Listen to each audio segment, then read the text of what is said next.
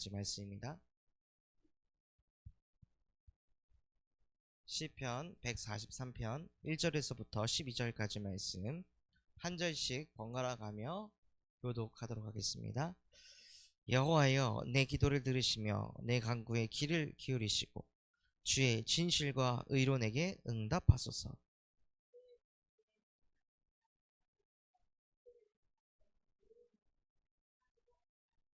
원수가 내 영혼을 핍박하며 내 생명을 땅에 엎어서 나로 죽은 지 오랜 자같이 나를 암흑 속에 두었나이다.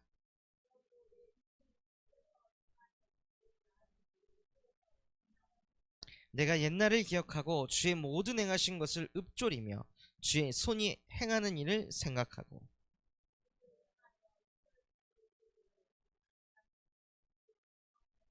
여호와여, 속히 내게 응답하소서. 내 영혼이 피곤하나이다. 주의 얼굴을 내게서 숨기지 마소서. 내가 무덤에 내려가는 자 같을까 두려워하나이다.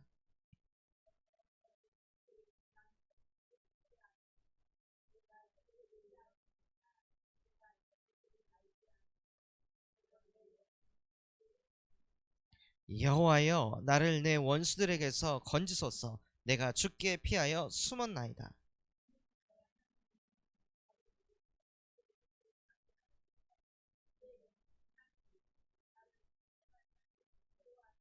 여호와여, 주의 이름을 위하여 나를 살리시고 주의 의로 내 영혼을 환난에서 끌어내소서.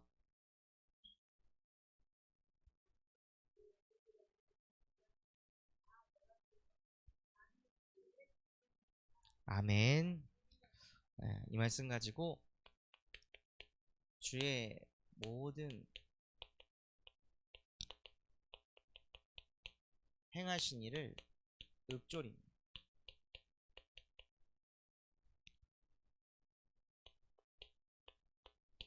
이 말씀 가지고 기도하는 오늘 금요 예배 되었으면 좋겠습니다. 하나님께서 저와 여러분에게 복음을 주셨습니다. 이 복음을 언제 누려야 될까요?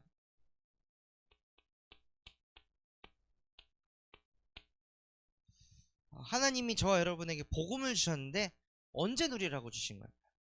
복음은 이때 사용해라. 복음을 이때 누려라. 이때 복음을 적용해야 한다. 하나님은 이 복음을 도대체 언제 누리길 원하실까요? 복음을요, 언제 누리길 원하시냐? 평상시에 누리길 원하십니다. 사람들은 복음 언제 누리려고 하죠? 큰 문제 왔을 때, 큰 어려움이 왔을 때, 지금 억장이 무너질 때, 그때 복음 누리려고 해요. 근데 이미 늦었다는 겁니다. 평상시에 복음을 누리고 있어야 되거든요. 평상시에 복음을 왜 누려야 되냐? 그래야 여러분 안에 하나님의 망대가 세팅되기 때문입니다. 망대가 무엇 하는 거죠? 빛을 비추는 겁니다. 적이 오는지 안 오는지 빛을 비추는 거예요. 그런데 평상시에 복음을 안 누린다. 무슨 뜻일까요? 망대에 불이 꺼져 있다는 거예요. 망대에 불이 꺼져 있고 빛이 없으니까 어떻게 되냐? 적군이 오는데 몰라요. 지금 적이 나를 덮치려고 사방팔방에서 몰려오고 있는데 몰라요. 그러다가 어느 날 왜 이러지 하고 답답해가지고 망대에 불을 딱 켰는데 이미 적군에 둘러싸여 있는 거죠.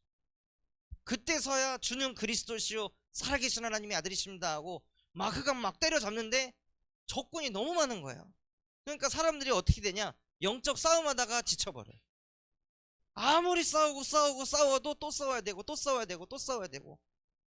저와 여러분이 망대를 이렇게 세워놨는데 이 망대 주변에 적이 다 둘러쌌어요.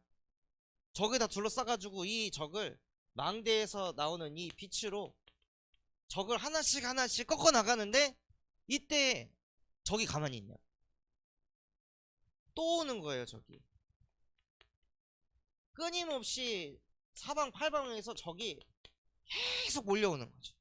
그러니까 내 주변에 적을 복음의 빛을 가지고 계속 꺾었는데 그대로인 것 같네.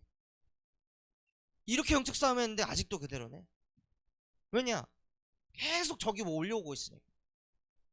그래서 평상시에 하나님의 망대가 우리 안에 딱 세팅이 되어야 아 지금 흑암이 틈타네? 이게 빨리빨리 캐치가 된다는 거야. 안 그러면 완전히 흑암에게 덮여있는 상태에서 이때 코딱지만한 빛 하나 딱 켜가지고 어떻게 그 흑암을 무너뜨리겠냐. 그래서 복음을 언제 누리셔야 되냐? 평상시에 지금 누리셔야 되는 거야. 문제 왔을 때 복음 누리는 것이 아니라 문제가 없어도, 가난이 없어도, 경제 문제 안 터져도, 자녀 문제가 없어도 하나님이 지금도 나와 함께 하십니다. 지금도 예수는 나에게 그리스도이십니다 하고 평상시에 복음을 누리시면서 여러분의 영혼 속에 하나님의 망대가 딱 세팅되셔야 돼요. 왜 하나님의 망대를 세팅해야 될까요? 하나님의 망대가 딱 세팅되면은 안 시달리니까. 하나님의 망대가 딱 세팅되면은 막 어려움이 와도 정복되어지고 다스릴 수 있으니까, 평안이 생기니까. 그것 때문에 하나님의 망대를 저와 여러분이 세우는 것이 아니라 평상시에 하나님의 망대가 왜 세팅되어야 되냐? 전도운동 때문에 하나님의 망대를 세팅하는 겁니다. 언제 어디서 누구를 만나서 복음을 전할지 모르기 때문에 날마다 예수가 나에게 그리스도가 되셔야 되는 거예요. 날마다 내가 하나님의 형상이 회복된 영적 서밋의 자리에 있어야 영적으로 밑바닥에 있는 사람들을 건져낼 수 있다는 거예요. 그래서 평상시에 복음을 누리시는 우리 모든 성도분들 되셨으면 좋겠습니다.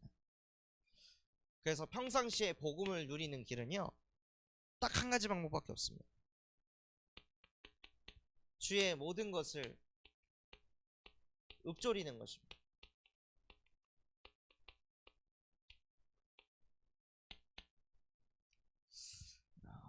왜 주의 모든 것을 읊조리냐? 저와 여러분은 주의 종이기 때문입니다. 종은요 자기 거 가지고 살지 않습니다. 종은 주인이 주신 거 가지고 삽니다. 그래서 우리의 주인 대신 하나님께서 모든 것을 주셨는데 그 모든 것이 무엇이냐? 저와 여러분을 자신의 형상인 하나님의 형상으로 창조하셨다는 거예요. 이걸 읊조리라는 거예요. 하나님의 형상이 뭐냐? 곧 하나님이 나와 함께 하신다. 이걸 자꾸 읊조리는 거죠. 내가 육아를 할 때에도, 내가 출근을 할 때에도, 아이들에게 배식을 해줄 때에도 하나님 나와 함께 하시죠. 하나님 지금도 나에게 은혜 주고 계시죠. 나는 하나님과 함께하는 하나님의 형상, 나는 주의 종입니다 하고 계속 이것을 읊조리는 거예요. 특별한 상황이 아니라 무엇을 하든지 간에 하나님이 나와 함께 하십니다. 그래서 저도 설교 직전에 계속하는 기도가 무엇이냐? 하나님이 나와 함께 하십니다. 하나님이 내 입술을 주장하셔서 하나님이 우리 성도분들에게 필요한 말씀이 증거되게 해주세요 하고, 하나님이 나와 함께하는 게 마음에서부터 믿어지면요 알 수 없는 힘이 생기는 거예요. 또 주의 종은 어떤 존재냐? 하나님의 자녀입니다.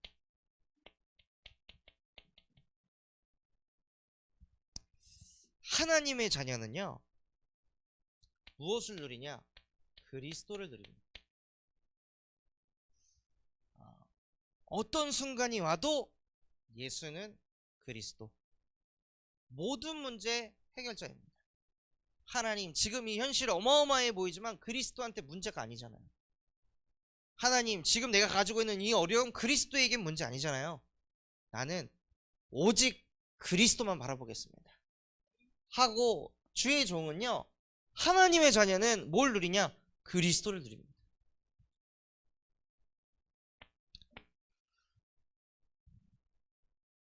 또 주의 종은 어떤 사람이냐? 하나님의 증인입니다.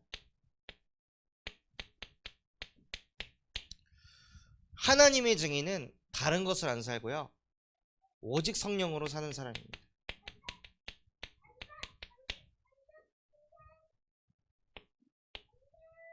사도행전 1장 8절에도 보면 누가 증인이라고 했죠? 많은 열매, 많은 증거 있는 사람이 증인이 아니라 오직 성령이 너희에게 임하면 권능을 받게 돼서 증인이 될 것이다. 그래서 우리가 받아야 될 기도 제목이 하나님 나에게 열매를 주시옵소서, 나에게 응답을 주시옵소서가 아니라 하나님 나에게 오직 성령이 임하셔서 권능을 나에게 주옵소서. 그 권능이 무엇이냐? 하늘과 땅을 움직일 수 있는 권능입니다. 그래서 진짜 무엇을 읊조리냐? 나는 하나님과 함께하며 나는 그리스도로 만족하는 하나님의 자녀요, 나는 오직 성령이 임한 하나님의 증인입니다. 이것을 계속 무시로 수시로 읊조리시는 거예요. 그러면 하나님께서 우리의 달려갈 길을 알게 하십니다. 그것이 무엇이냐? 은혜의 복음을 증언하는 것. 하나님께서 저와 여러분을 언약 전달자로 부르셨어요.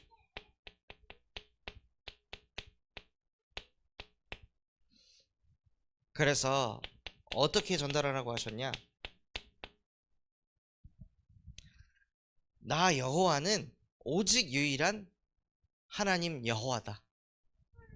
그래서 이 여호와의 말씀을 너는 마음을 다하고 뜻을 다하고 힘을 다하여 사랑하고 이것을 네 자녀에게 부지런히 가르치고 자녀에게 새겨라라고 말씀하셨어요. 그래서 진짜 우리 후대들의 가슴속에, 마음속에 뭐가 박혀야 되냐면요, 너는 유일한 존재야. 너라는 존재는 이 세상에 너가 태어나기 전에 없었고 앞으로도 없을 것이다. 너는 그 정도로 유일하고 소중한 존재다. 그러니까 뭐 누가 이거 가졌고 누가 이거 했고 그거를 시기하고 질투할 이유가 없다. 너는 그냥 스페셜한 존재니까. 그러니까 남 따라 할 필요 없고 남 흉내 낼 거 없고 남 부러워할 게 없다. 너 하나님 자녀 아니냐? 하나님의 형상으로 이 땅에 너라는 존재가 필요했기 때문에 하나님이 너를 창조하신 것이다. 너만이 할 수 있는 게 있다. 너만 가야 할 곳이 있다 하고 후대들에게요 진짜 이거를 전달해 주셔야 돼요. 안 그러면요 자꾸 후대들이 희귀의식에 잡히거든요. 아, 저기 부모님은 이런 거 해주네, 우리 부모님은 저거 안 해주는데, 저기 가정 분위기는 저렇네, 우리 집은 안 그런데, 막 이런 끊임없는 비교의식에 사로잡혀가지고 우리 후대들이 안 해도 될 생각을 계속하면서 시간을 낭비하면서 하루하루 살아간다는 거예요. 그래서 진짜 우리 후대들의 마음속에, 가슴속에 이 신명기 6장 4절에서 9절 말씀 그대로 유일하신 여호와께서 자기의 형상대로 너를 창조하셨기에 너 또한도 유일하다. 유일한 렘넌트야. 너를 만나서 내가 행복하다. 너와 함께해서 내가 감사하다 하고 언약을 계속 전달해 주시기 바랍니다. 또한 하나님께서 저와 여러분을 언약 이룰 자로 부르셨습니다. 저와 여러분이 이루어야 될 언약이 무엇이냐? 다락방 운동입니다.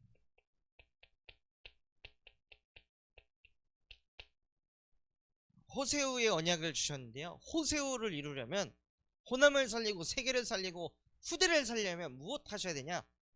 다락방 운동을 하셔야 되는 거예요. 왜냐? 복음을 자꾸 전해야 나에게 가겠네요. 이 사람에게 복음 전하려면 어떻게 해야 돼요? 묵상해야 돼요. 읊조려야 돼요. 생각해야 돼요. 그거 정리하다 보니까 나에게 복음이 정리가 돼요. 나에게 복음이 뿌리가 돼요. 근데 사람들은 다락방 뛰라고 하면은 어떻게 해요? 부담된다. 아유, 난 아니라고. 저도 처음에 다락방 뛸 때는요 저 아니라고 생각했어요. 그래서 다락방 뛸 때 복음 편지 그거 일과 할 때 달달달달달달 떨면서 갔거든요. 내 얘기 들어줄까? 이게 먹힐까? 그래서 복음 편지 일과 처음에 할 때요 일과를 20번 넘게 들었어요. 그러면서 나는 류 목사님처럼 못할 것 같은데 이걸 어떻게 다 기억해가지고 전하지? 근데 전할 때 보니까 류 목사님 했던 대로 안 나와요, 제 입에서. 왜냐? 제 안에 있는 게 나오니까. 그러니까 따라하려고 해도 따라가 안 되더라고요. 근데요, 그거 하는데 무슨 일이 벌어지냐? 그 막 부동산 사장님이 울면서 말씀을 막 받아요. 영접을 해요. 더 듣고 싶다고. 다음 주에 갔더니 다른 사람 누구 데려왔어. 그 다음 주 갔더니 또 다른 사람 데리고 오고. 그 다음 주 갔더니 또 다른 사람 데리고 오고. 그러니까 한 2달쯤 되니까요. 한 거기에 모인 사람이 한 7, 8명 되는 거예요. 거기에는 뭐 불교, 완전 옛날부터 불교인 신자, 천주교 신자, 종교인, 불신자 이런 사람들이 와가지고 복음 받는 거예요. 하나님께서는 저와 여러분을 이 은혜의 복음을 증거하기 위해서 부르셨습니다. 그래서 올 한 해 정말 딱 붙잡으셨으면 좋겠습니다. 하나님, 정말 내가 기다리고 집중해서 무엇에 도전하냐? 다락방 전도운동 일으키는 것에 도전하게 하옵소서. 혹 진짜 나는 절대 메시지가 안 되겠다, 정리가 안 된다, 그러면요 뭐라도 잡으셔야 되냐? 하나님, 내가 다락방이 문을 여는 조장의 응답이라도 받게 하옵소서 하고 이 응답을 누리시기 바랍니다. 그래서 이 은혜의 복음을요 남길 자가 되시는 거예요. 이 은혜의 복음을 무엇을 남기냐? 그리스도를 남기는 것입니다. 그래서 그리스도만이 우리도 모르게 각인 뿌리 체질된 것을 빛을 비춰가지고 그 모든 흑암을 떠나가게 할 수 있습니다. 어렸을 때 이것이 각인되고 저게 각인되고 막 이게 체질됐고 그래도 그리스도를 못 이깁니다. 그랬는데 뭐가 필요하냐? 그 믿음이 있어야 됩니다. 아무리 이상한 게 각인 뿌리 체질됐더라도 그리스도를 이길 자가 없다. 그리스도면 된다. 그리스도면 충분하다. 그리스도면 모든 것이다. 이것이 내 안에 먼저 딱 세팅이 되고 이 그리스도의 복음을 선포하면요 그 그리스도가 역사한다는 거예요. 그래서 지금 전주에 있는 요양병원 현장 가가지고 사역하는데 한 그 어르신이 계속 원래 악몽을 꾸셨다는 거예요. 계속 막 악몽에 시달리셨는데 여기 예배에 참석하고 나서부터 악몽이 끝이 났다. 제가 믿는 그리스도는요 흑암을 박살내실 수 있는 그리스도거든요. 그걸 믿고 선포하니까 흑암이 떠나가는 거예요. 그래서 진짜 모든 것 되시는 그리스도를 남기는 증인이 되시기 바랍니다. 그래서 이번 주 말씀에 주의 모든 행하신 것,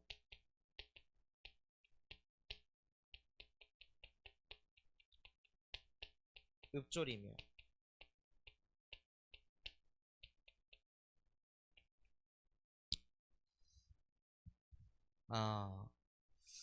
다윗이요 오늘 읽었던 말씀에 보면 어느 정도까지 힘이 붙여가지고 이야기하냐? 내 4절에 보면 내 심령이 속에서 상하여 내 마음이 내 속에서 참담하나이다. 또 7절에 보면요 내가 무덤에 내려가는 자 같을까 두려워하나이다. 그러니까 마음속에 뭐까지 있었냐면요 자살 충동까지 있었다는 거예요. 무덤에 내려갈 마음, 그냥 죽어버리고 싶다, 그냥 사라져버리고 싶다, 포기하고 싶다, 이스라엘 백성들이 나를 어떻게 쳐다볼까, 자식 새끼 하나 간수 못해가지고 나라를 이 지경 이 꼴로 만든다는 그런 얘기를 들으면서 내가 과연 살 수 있을까? 이런 생각들이 다윗에게 막 치고 들어오는 거예요. 그렇게 내 마음이 무너질 때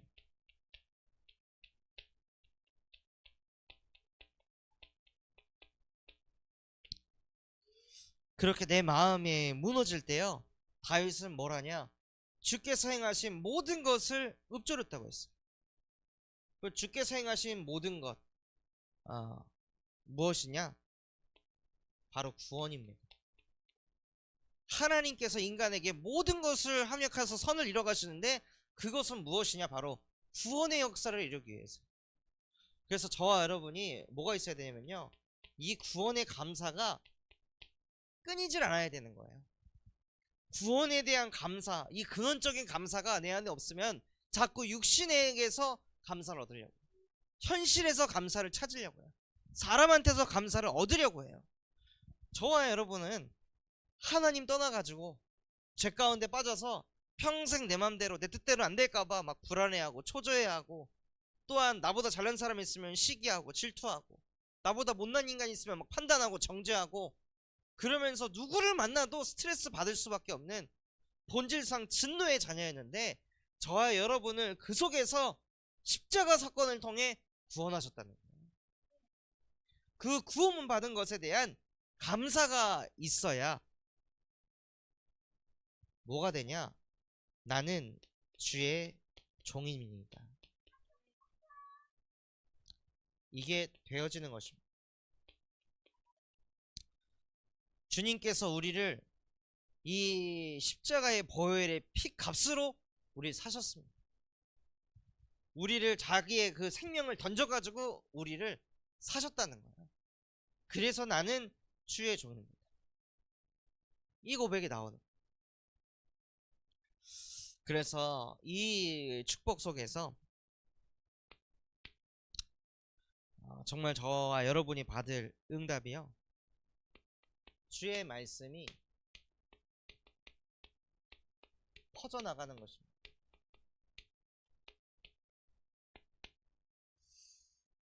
주의 말씀이 퍼져나가는데, 그때 가장 먼저 우리가 받아야 될 응답이 무엇이냐?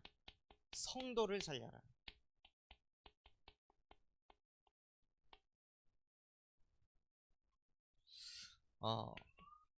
저와 여러분이 꼭 알고 계셔야 됩니다. 성도가 어떤 사람인지. 왜 성도가 되었죠? 왜 교회를 나오게 됐을까요?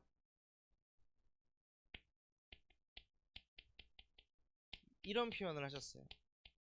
영적인 장애를 가졌기 때문에 교회에 나온 사람. 그런데 그 사람들이 복음을 받았기 때문에 성도라고 칭함을 얻었지만, 사실은 그들의 마음속, 영혼 속에는요, 영적 장애가 있는 거예요.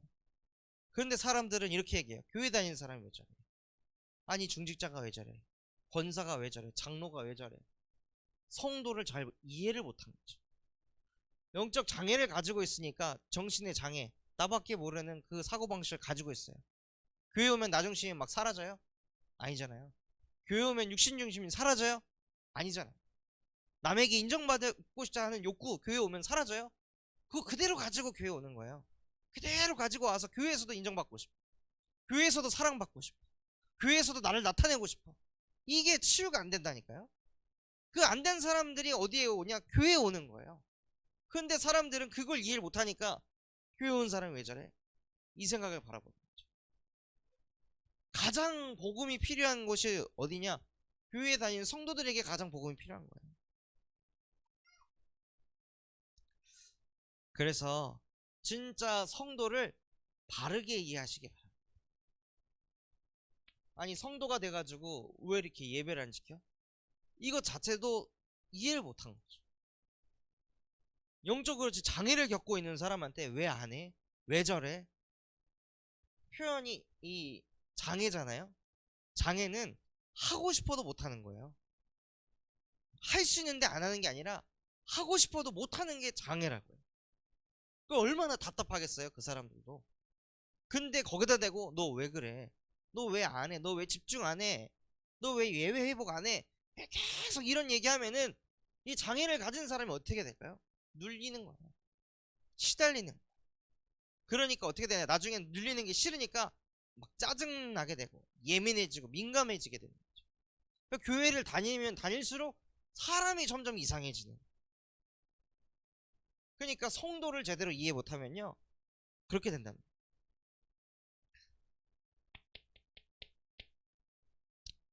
그리고 성도를 이해하고 성도를 치유해야 됩니다. 우리가 교회에서 사람을 만나는데 누구를 만나냐? 현재의 모습을 만나. 근데 그 현재의 모습을 가진 성도에 무엇이 있냐면요, 다 과거가 있습니다. 그 과거로 인해 현재가 생겼고, 그 현재가 반복됨으로 인해 미래가 다가옵니다. 그렇다면 성도를 어떻게 치유해야 되냐? 여자의 후손이 뱀의 머리를 박살내지 않았냐, 끝내라 해가지고 한다고 해서 성도가 치유되는 게 아니라는 거예요. 그들의 오랜 과거 속에 복음이 아닌 창세기 3장 11장이 완전 찌들어 있고, 자기도 모르게 불신앙 불순종했던 게 과거에 찌들어 있는데, 이게 어떻게 한순간에 다 끝이 나느냐는 거예요. 그게 바로 신비주의인 거죠. 말도 안 되는 거예요. 그래서 이런 과거가 있기 때문에 현재 계속 복음 집중하면서 이 과거를 발판 잡도록 계속 도와줘야 되는 거예요. 그래서 그 성도가 현재가 완전히 치유가 돼가지고 미래는 과거처럼 되지 않게 운명 사주팔자를 뒤집어 버리는 거예요. 복음을 가지고.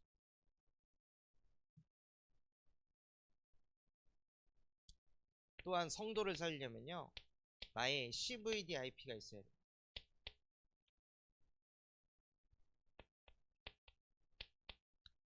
하나님이 나에게 주신 언약, 저에게 주신 언약은 무엇이냐면요, 인간은 하나님의 형상대로 창조됐다는 거예요. 그래서 그 어떤 인간도 하나님 만나지 않으면 반드시 불행하다. 그 어떤 인간도 하나님과 함께가 안 되면은 반드시 초조하고 두렵다. 이게 제 안에 편집된 내용. 그래서 나의 비전은 무엇이냐? 그 형상을 회복시키는 거. 그래서 그 하나님의 형상을 회복시키기 위해서 무슨 꿈을 꾸냐면요, 신명기 6장 4절에서 9절에 꿈을 꾸는 거예요. 마음을 다하고 뜻을 다하고 힘을 다하여 주 나의 하나님을 누구보다도 사랑해서 이 내가 사랑하는 이 복음을 우리 후대들에게 각인 뿌리 체질시키는 거예요. 그거 하기 위해서 하나님이 저를 하나님이 택한 그릇으로 부르셨고, 그래서 저의 프랙티스가 무엇이냐? 바로 다락방 운동을 하는 겁니다. 현장에서 말씀 운동을 일으키는 거예요. 그래서 진짜 성도를 살리기 위해서는 저와 여러분에게 언약이 있어야 돼요. 그래서 그 언약 붙잡고 그 언약의 여정을 인도받아 가면서 성도를 살리시는 증인이 되시기 바랍니다. 그리고 주의 말씀이 퍼지려면요, 나를 교회화해야 합니다.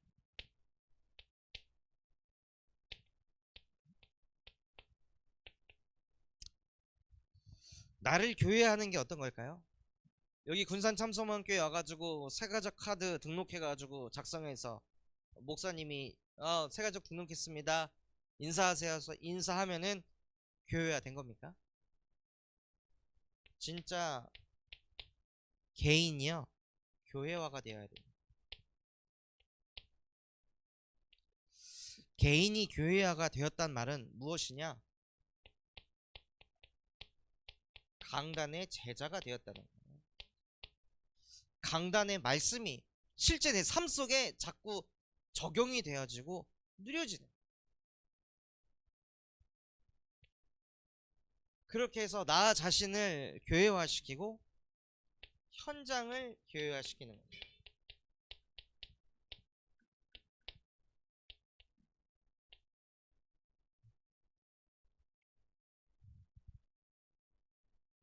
그래서 그 현장을 어떻게 교회화시키냐? 현장에서 다락방을 하는 거예요. 함께 할 사람이 없다면 혼자 하는 거죠. 혼자 하나님의 말씀을 펴고 읽고 묵상하고 기도하면서 그 현장을 교회화시키는 거예요. 그래서 아브라함 링컨은 백악관을 교회화시켰죠. 그 응답을 받는 증인이 되시기 바랍니다. 그리고 지역을 교회화하시는, 내가 있는 전문 분야에서 또한 계층에서 말씀 운동을 일으켜 가지고 이 현장들을 교회화시키는 응답을 받으시기 바랍니다. 그리고 하나님께서는요, 교회에 내 인생을 걸라고 말씀하셨습니다.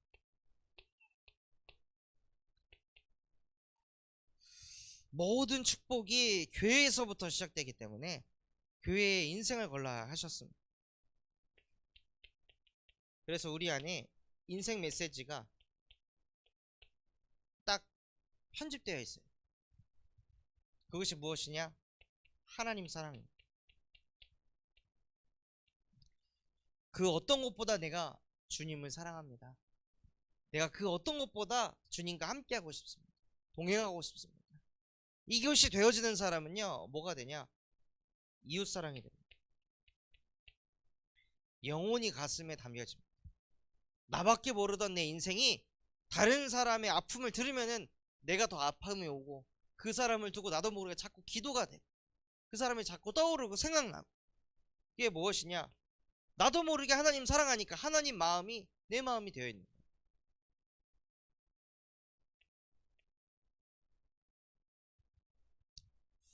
그리고 하나님께서 저와 여러분에게 인생 미션을 주셨어요.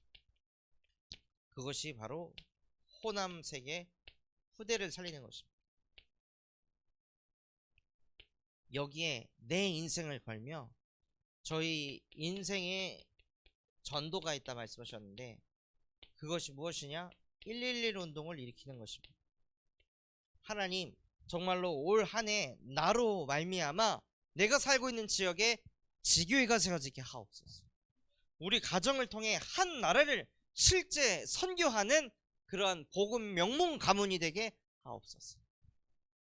작게라도 그 나라를 위해서요, 뭐 5,000원이라도 선교 헌금을 내가 드리는 거예요, 하나님께. 그리고 하나님, 나에게 1인재를 담게 하셔서 후대 살리게 하옵소서 하고, 정말 이 111 운동에 주역되시기 바랍니다. 오늘 주의 모든 행하시는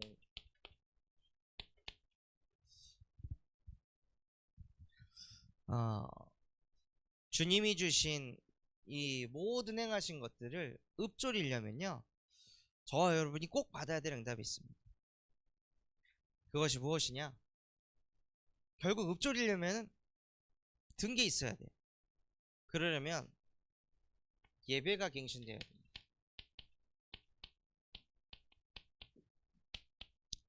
내려가세요.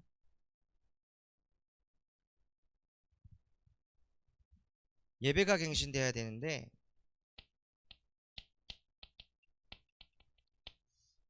언제가 중요하냐? 예배 전이 중요합니다. 예배 전에 여러분의 마음속에 심령이 가난한 자 복이 있다. 애통한 자가 복이 있고 의에 줄이고 목마른 자가 복이 있다고 말씀하셨습니다. 그래서 예배 전에 하나님, 정말로 하나님 말씀이 들려지게 해주세요. 말씀이 믿어질 수 있도록 내게 은혜 베풀어 주세요. 그래서 예배 전에요, 저희가 11시에 예배 드리잖아요. 11시에 예배 드리는데 59분에 앉아가지고 예배 드리려고 하면요, 반드시 그날 말씀 안 드릴 겁니다. 분명히 예배 전에 최소 15분 전이라도 앉아가지고 찬양하면서 내 영이 하나님과 가까워지려고 몸부림을 쳐야 하나님의 말씀이 들릴까 말까 한데요, 대부분의 사람들은 그냥 시간 맞춰가지고 앉아서 그냥 멍하니 말씀 듣는 거예요. 그러면 읊조리고 싶어도 남는 게 없기 때문에 읊조릴 게 없어요. 생각하고 싶어도 들은 게 없기 때문에 생각할 수가 없어요.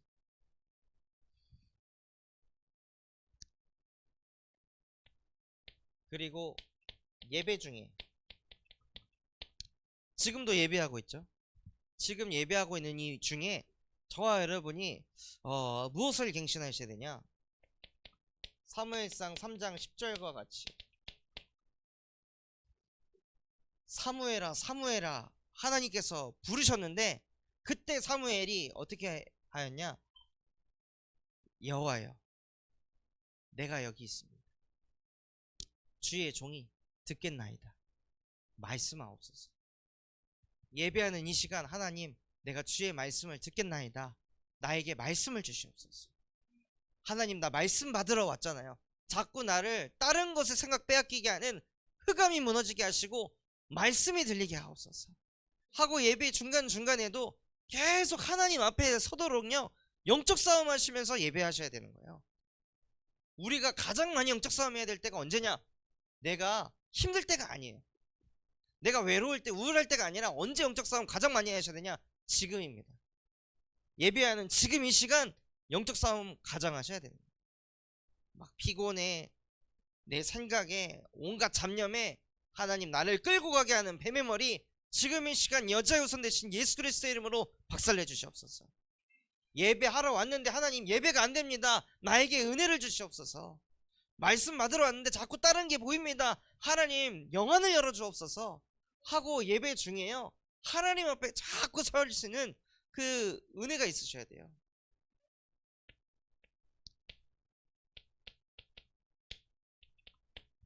그리고 예배가 끝난 다음에는 무엇이 있으셔야 되냐?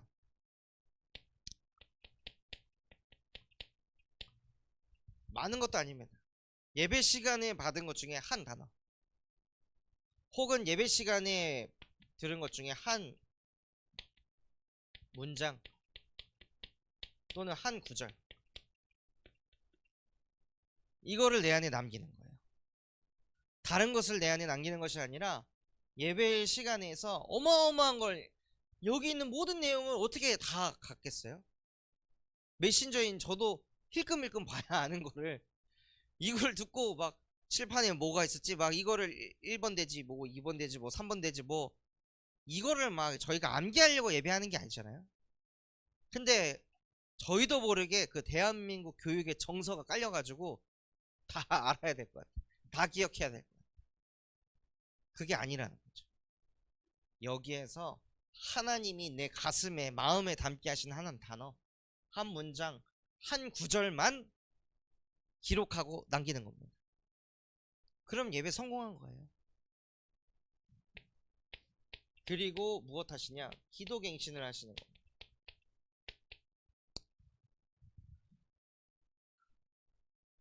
기도는요 하소연을 하는 게 아닙니다. 뭐 이거 주세요 저거 주세요 하는 게 아니에요. 기도는요 무엇 하는 거냐? 복음을 각인시키는 거예요. 예수 그리스도의 복음을 계속 내 안에 각인시키고 하나님이 나와 함께 한다는 걸 계속 각인시키고 여호와가 나의 목자셔서 나는 부족함이 없습니다.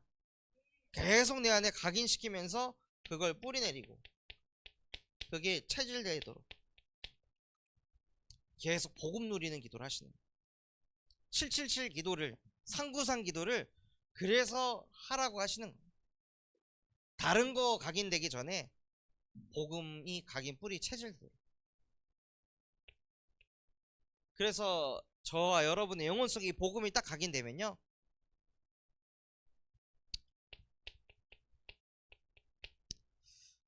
여기서 받은 게 있잖아요. 예배 때 나에게 한 단어, 한 문장, 한 구절 요게 남은 걸 가지고 그 강단 말씀 갖고 기도하시는 거예요.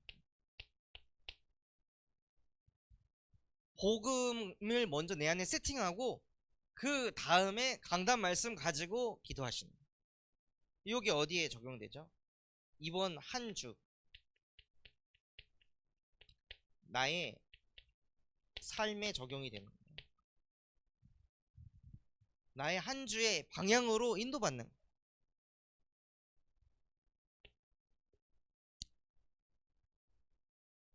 그리고 기도를 갱신하실 때 무엇을 하시냐? 무시로 하나님이 왜 이렇게 하셨을까? 이게 우리 안에 세팅되어 있으면요 저도 엄청 잘하는 건 아니지만 해보면은 스트레스란 말이에요. 하나님이 왜 이렇게 하셨지? 하나님이 왜 이렇게 인도하시지? 왜 이렇게 하고 계시는 걸까? 요게 발견되는 거죠. 지금 저희 교회 성전 리모델링 중에 있습니다. 지금 1층 장판이 이제 다 깔렸고 거기 마감 처리도 어느 정도 마무리가 됐고 2층의 잠옷실에 이 바닥을 따뜻하게 하는 그 전기 판넬에 좀 문제가 있어가지고 그거를 아마 다시 뜯고 다시 좀 작업을 진행할 것 같아요. 그리고 방송 음향도 지금 계속 진행 중에 있고요. 그러니까 공사 뭐 이거 한다 저거 한다 그러면 뭐 가봐야 된다, 이래야 된다, 저래야 된다 하니까 제가 뭘 못하냐, 현장 사역을 쉽게 할 수가 없는 거예요. 그러니까는 처음에 답답하더라. 나는 여기 막 현장 미치도록 뛰려고 여기로 군산으로 왔는데 자꾸 뭐 공사해야 되고 저기 있어야 된다고 하고 봐야 된다고 하고 소통해야 된다고 하니까 제가 하고 싶은 걸 못하니까 마음이 답답한 거죠. 막 하루에 막 현장 많이 뛰면 7개 8개씩 뛰었는데 지금 공사판에서 계속 막 하루 종일 서 있고 막 이러니까 이게 막 속이 시끄러운 거야. 근데 그거를 가지고 하나님이 왜 이렇게 하셨을까? 왜 이렇게 열심히 현장 뛰지 못하게 하셨을까? 그러는데 본부 원단 말씀이 생각나더라고. 기다려라. 기다리고 네가 진짜 집중할 거야. 집중하고 그 다음 도전해라. 그래서 기다리면서 교회에 필요한 게 뭘까? 이걸 자꾸 생각하게 하시더라고. 그러면서 우리 교회가 갱신할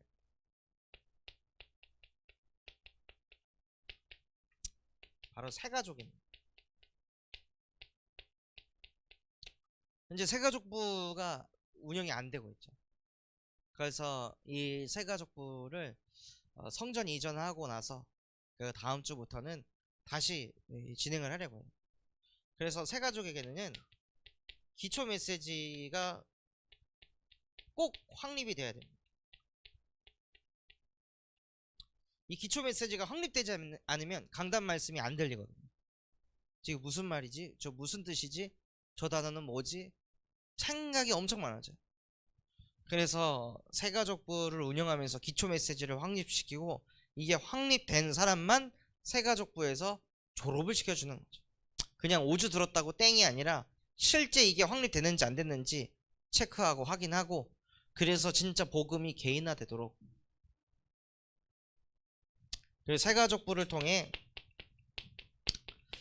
강단을 어떻게 적용해야 되는지 그런 부분들을 우리 새가족 성도분들이, 그래서 이래서 강단 말씀 드려야 되는구나, 그래서 강단 속에 다 있다는 거구나, 이거를 실제 느낄 수 있도록 이 새가족부를 좀 갱신해야겠구나.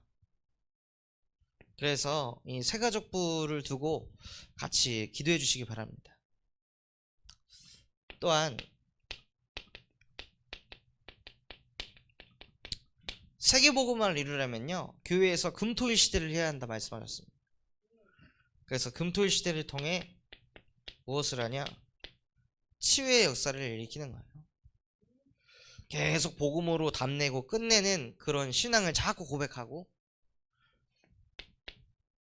기도가 개인화가 되어지는 그런 금토일 시대를 인도받고자 합니다. 또한 교회가 무엇을 갱신해야 되냐?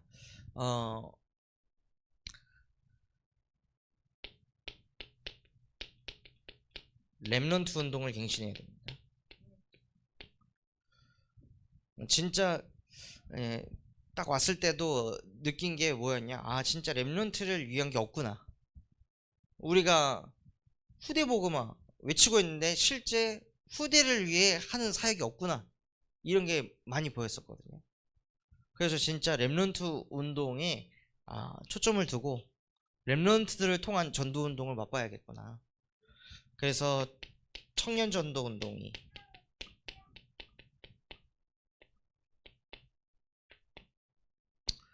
그래서 2월 12일 날 대학 청년들을 모아가지고 원네스 하는 시간을 가지려고 합니다.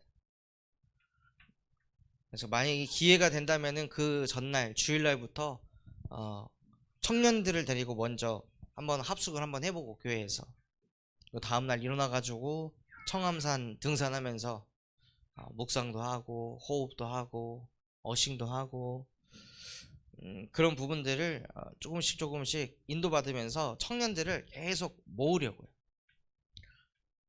그래서 그 흐름 속에 많은 청년들이 함께 할 수 있도록 기도해 주셨으면 좋겠습니다. 또한 유아유치원, 지금 저희 교회의 딱 특성이 대청부하고 유아유치거든요.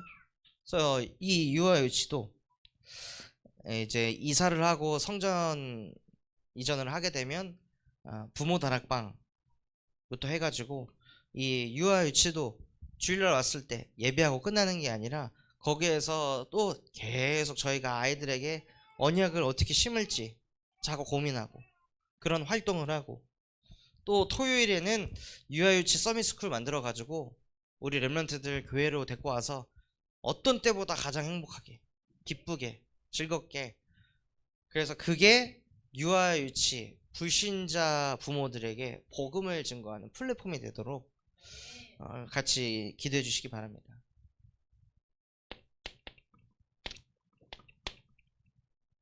결론으로 같이 기도해 주셔야 될 게 새 성전 입당을 앞두고 있습니다. 그냥 교회를 움직인다가 아니라요, 교회의 가장 큰 행사가 두 가지가 있습니다. 첫째가 뭐냐? 성전 입당. 두 번째가 중직자 임직입니다. 그런 큰 행사를 앞두고 있는데 여기에 뭐가 필요하냐? 기도가 필요합니다. 계속 저와 여러분들이 기도가 담겨져 가지고 이것에 필요한 경제, 또 그곳에서 일하는 일꾼들이 허투루 일하는 게 아니라 진짜 꼼꼼하게 자기 일과 같이 여기면서 주의 손이 함께 하셔서 주의 은혜가 보이도록, 그리고 이 새 성전이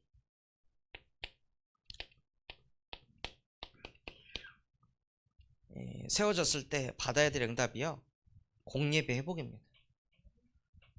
다락방 전도운동이 지속되려면요, 공예배가 돼야 돼요. 공예배가 회복되지 않으면 현장에서 복음 좀 전하다가 끝납니다. 그래서 공예배는 멈추지 않잖아요. 현장 예배는 끊어질 수가 있어요. 그러면 그 현장에 있는 사람들 공예배 갖다 붙이는 거예요. 그래서 계속 양육이 되고 성장될 수 있도록, 그러려면 저와 여러분이 공예배가 회복돼야 여기 가서 한번 말씀 들어봐, 이거 할 수 있는 거죠. 이번 수예배 때 나 이런 은혜 받았어, 금요예배 때 이런 말씀을 주셨어, 이게 공예배 때 내가 은혜가 있어야 사람들을 이 공예배로 갖다 붙이는 거예요. 그래서 마지막에 전도는 어디서 하냐? 교회에서 하는 겁니다. 그래서 정말 주님께서 행하신 모든 일을 읊조리며 고백하는 우리 성도분들 되시기를 예수 그리스도 이름으로 기도하겠습니다. 우리 받은 말씀 가지고 합심해서